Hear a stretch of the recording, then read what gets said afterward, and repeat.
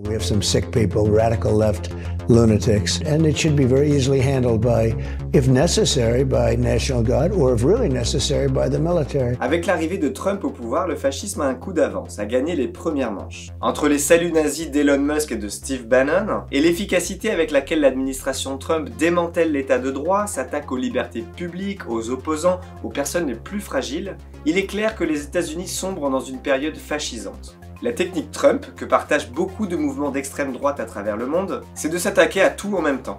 Et toujours de manière outrancière, ce qui lui donne un coup d'avance sur ses opposants. Parce qu'on n'a pas le temps de réagir à tout le temps et de s'y opposer efficacement. Mais alors, que faire? Quelles sont les options pour l'arrêter? Après quelques semaines de sidération, la résistance semble s'organiser outre-Atlantique. Et nous faisons le point avec ce numéro 11 de Qu'est-ce qui se passe?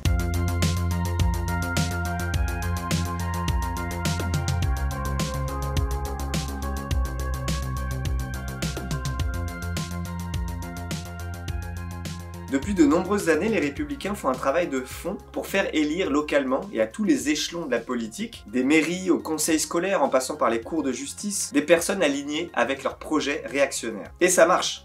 Les écoles par exemple font face à des campagnes de censure violentes visant à interdire toute parole, tout livre qui évoquerait l'esclavage ou l'apartheid par exemple, traumatisant selon la droite les pauvres étudiants blancs qui ne devraient pas se sentir coupables de l'histoire raciste de leur pays. Les juges, à l'échelon des comtés et à celui des États, ont été remplacés peu à peu par des soldats conservateurs, remettant un peu partout dans le pays en cause le droit des femmes ou des minorités. Mais la violence des décisions du pouvoir actuel a peut-être joué en sa défaveur. Dans le Wisconsin, il y a quelques jours, la Cour suprême de l'État a failli remplacer un de ses juges par un ultra-conservateur. Elon Musk a personnellement mis 25 millions de dollars dans la campagne du gars. Mais déjouant les sondages, c'est Susan Crawford, une juge démocrate très engagée sur la question de l'avortement, qui a finalement été élue.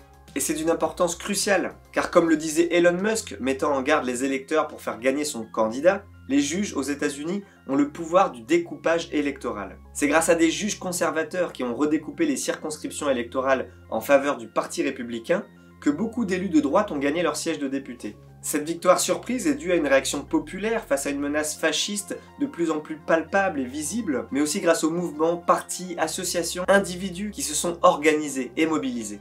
À travers le pays, de nombreux individus se sont par exemple spontanément indignés face à l'acharnement du gouvernement contre les personnes en situation irrégulière. Face aux descentes surprises du puissant ICE, le service de l'immigration et des douanes, plein de gens, à travers le pays, ont filmé les situations et mis en garde les personnes visées, leur rappelant leurs droits face aux cow-boys de l'ICE. Can't break my window. In Kansas City, this family was broadcasting live on Facebook as ICE agents moved in to detain the husband. The officers smashed the window. In Los Angeles Sunday, bystanders were protesting and recording the drama on their cell phones as immigration agents pulled a mother of two out of her car. Et puis très récemment, des millions de personnes ont aussi battu le pavé dans une grande démonstration de force intitulée Hands Off, bas les pattes, avec tout un tas de revendications d'opposition au duo Musk-Trump. À l'origine de ces manifestations énormes, ce sont plusieurs organisations nationales affiliées au Parti démocrate. Car malgré sa défaite idéologique et électorale cinglante, le parti essaye de prendre le lead de la riposte. Les tons sont graves, préoccupés et combatifs, à l'image de l'élu démocrate du Texas, Al Green, qui s'opposa vocalement et directement à Trump lors de son discours devant le Congrès, lui valant d'être expulsé devant ses camarades de parti qui, comme signe de protestation, levaient des pancartes face aux outrances du président républicain. Ou à l'image de son collègue et sénateur Cory Booker, dont vous avez dû entendre parler, un ancien candidat à la primaire démocrate qui vient de battre un record avec son discours fleuve de 25 heures contre la politique de Trump. You don't need more tax cuts.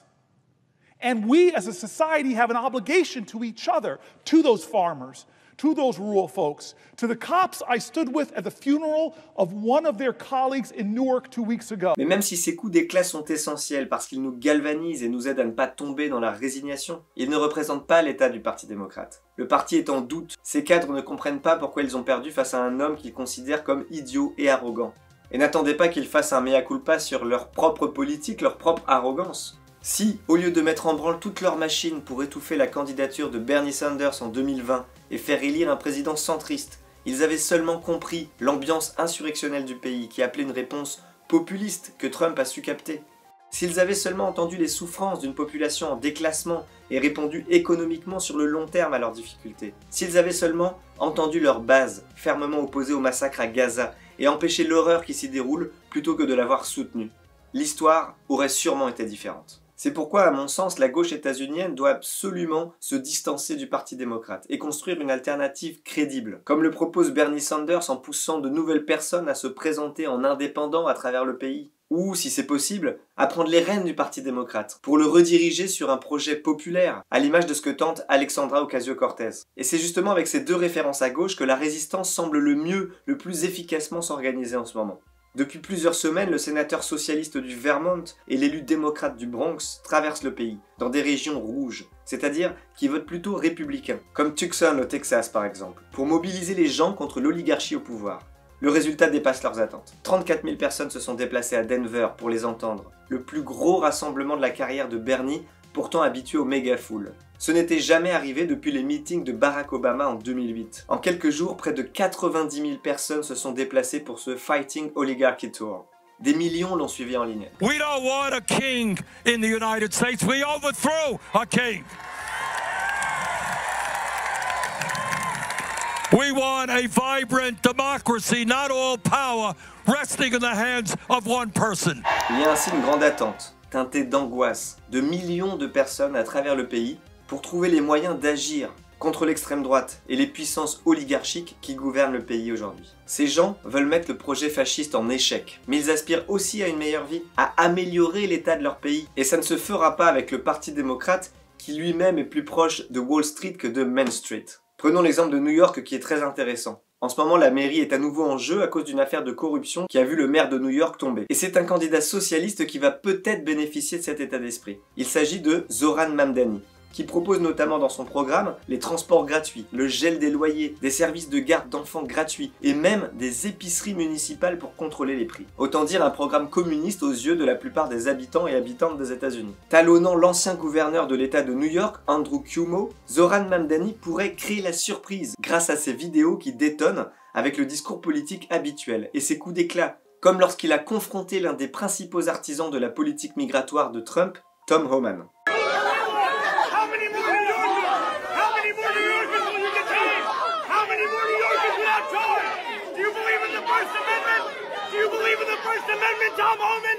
Zoran Mamdani bénéficie d'un soutien massif des jeunes et a récemment explosé le record de dons particuliers. I'm about to say something to you you've never heard a politician say. Please stop sending us money. Thanks to the close to 18,000 of you that have donated to our campaign, we've now raised the maximum amount of money we can spend in this race. $8 million. Qu'il gagne ou non, le jeune candidat socialiste aura de toute façon bousculé la donne et aura un impact sur l'élection et la direction politique que prendra le ou la future maire de New York. Combien de Zoran Mamdani vont apparaître dans le paysage politique états-unien? Est-ce que les déçus du Trumpisme, très nombreux, vont se joindre aux masses de personnes qui essaient de résister à l'oligarchie avec AOC et Bernie Sanders? Est-ce que les résistances individuelles vont s'unir, s'organiser assez pour contrer efficacement le projet mortifère de l'extrême droite au pouvoir et offrir un horizon positif? Rien n'est certain, mais ce qui est sûr c'est que la résignation n'est pas une option. Nous resterons donc attentifs à Climat Social à ce qui se passe outre-Atlantique, parce que les mêmes forces s'opposent ici aussi, et nous devons bien analyser les succès et les échecs de la résistance là-bas. En attendant, aidez-nous à continuer notre travail en likant, commentant, partageant nos vidéos, et je vous remercie d'avoir suivi ce numéro 11 de Qu'est-ce qui se passe ?